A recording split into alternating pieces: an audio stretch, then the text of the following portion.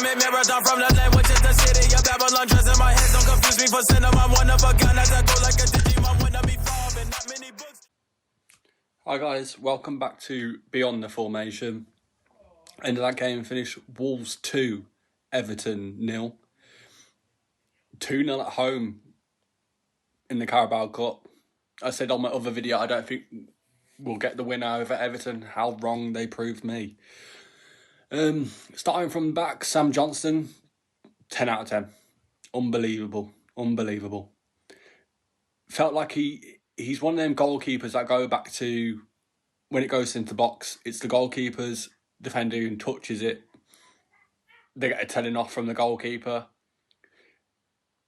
I think Sarr is in serious trouble now with the performance that Sam Johnson comes in, but will Vitor Pereira risk not putting Sarr in? I mean, he's Portuguese international, Europa League winner.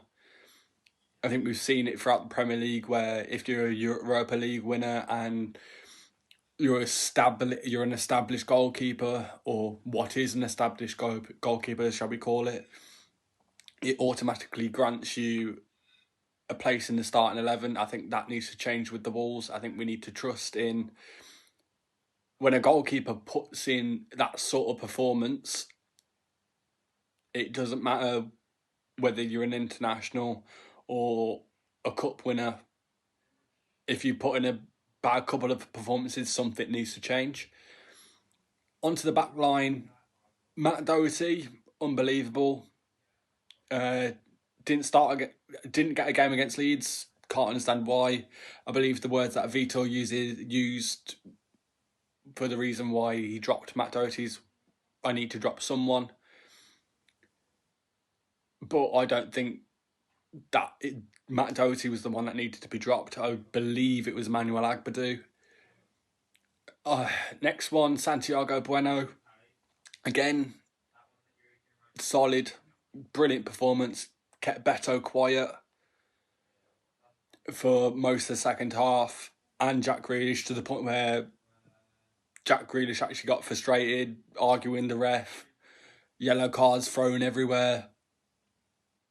Ladislav Kolechi, again, 2 games back-to-back and 2 good performances. Before he came to Wolves, I didn't really see much of him. I didn't really know who he was. But I think he's put a stamp on his name at the Wolves now with the performances that he's putting in on the pitch. And the way he's holding himself to account when he makes mistakes. Next one, Hugo Bueno. I think since coming back off loan, Hugo Bueno has really shone. I think he's shown to the Wolves that he's a good quality player. He ran his socks off today, up and down that wing. And I think he's actually performing better technically now than before he was sent out on loan. Onto the midfield, Andre today. There's something going on at the Wolves that needs to be decided. What is the strongest midfield pairing that we have now? Because at the minute, it's a fight between João and Andre, where we're so used to João playing alongside Andre and how strong they were at the end of last season. But there's some real fight between the midfield now on who starts, who sits on the bench. And today, Andre shone. It was clear to see against Leeds, João again looked like he was going through the motions.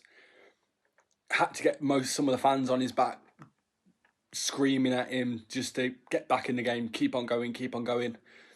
And it's only then did he really start to get into it. John Arias, what can I say? For the first goal, headed it back into Menezi's path, and Menezi with a brilliant finish. I think past couple of games, John Arias, again, been one of the ones going through the motions. You go down, you dip your head, just like the old Wolves, dips your head, but today showed his quality, showed what he's about to the Wolves, and can't complain with that as long as you put in 110% on the pitch. There's nothing more to say, really. Marshall Monetsi, again, one of the players getting a goal today, who I looked at last season and was like, is he really the sort of player that we want at the Wolves? Couple of mistakes last season. Shooting wasn't the best. Yes, he got one goal. But today, I think I'll be eating the hat if I said that today and said, oh, he started Monetsi. I think it was one of them performances that you just got to give the lad a round of applause and say, well done, move on to the next one. I said when I was watching the game at home on the TV, I said that's a real striker's finish, taking your chances when you get them, and just put the ball in the back of the net, just hit it in the back of the net as hard as you can. Make sure that goalkeeper doesn't have any chance of saving it, which he did. Strand Larsen, today, he was more in control, passing the ball around, controlling the possession, moving the balls to Hwang, Monetsi. And I think that's what he needs to do. I was thinking in my head, Strand Larsen is playing sort of a Harry Kane role when he was at Tottenham, sitting back into the midfield, asking for the ball. First time ball into Menetsi's and Hwang, and let them just go. When Hugo Bueno gets up, straight across the pitch, get it to his feet, let him go, let him use that pace that he does have, then we all know he has, and just let him run at the defence, and that's what happened. Another one, Hwang, this season, he's had his ups, he had his downs, but today, it was a better performance than he has been. I think he still needs to improve technically. After that performance, the one thing I just have to say about him is improve his shooting outside the box, because I believe it was, if I counted them all 5 times, he shot outside the box and just went up to Rose Ed in the South Bank. But again, solid performance off Hwang. I think we're slowly getting back to the Hwang that we all knew and who we had before. On to the substitutions. Totti came on, Emmanuel Agbadou came on, and Rodrigo Gomez. Personally, I was a bit up and down about the Emmanuel Agbadou substitution. I don't think he should have come on the pitch after his performance against Leeds. I don't think he deserved to. I think I would rather him put on a youngster than him at the minute, just to give himself a level head. Can we see it sometimes? A player has a brilliant second half to a season like he had. The stars get in his eyes and he thinks he's on top of the world.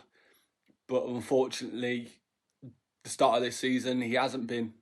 He hasn't shone. He hasn't shown me anything about him that says Emmanuel Agbadou's back. Totti Gomez, I believe Matt Doherty had the captain's armband. I've heard people going, Totti's not a captain, he shouldn't be wearing the armband. And today, Matt Doherty really showed what it means to be a captain, commanding in the defence, telling players where to go, alongside Santiago Bueno, who I saw pointing to different players like Ladislav Kelechi. He doesn't really know the tactics of Wolves, but he's slowly getting there. What more can I say? If Vitor Pereira doesn't know his strongest starting 11, he sure does now. That performance that was put in and the amount of passion that they actually showed, to see Strand Larsen goading the Everton fans coming off that result and the way they performed, it was like the old Wolves coming back. when we were watching it, one of my friends made a point of, we're going back to Nuno football, is press them hard. If they decide you want to run at them, hit them hard. Go through them. And I believe that's right. Hit them hard. Let them make the mistakes, and then hit them on the counter attack, which is what we did today, but with a bit more quality. Anyway, thank you very much for watching. Please like, please subscribe. It's just a tap of a button. Peace.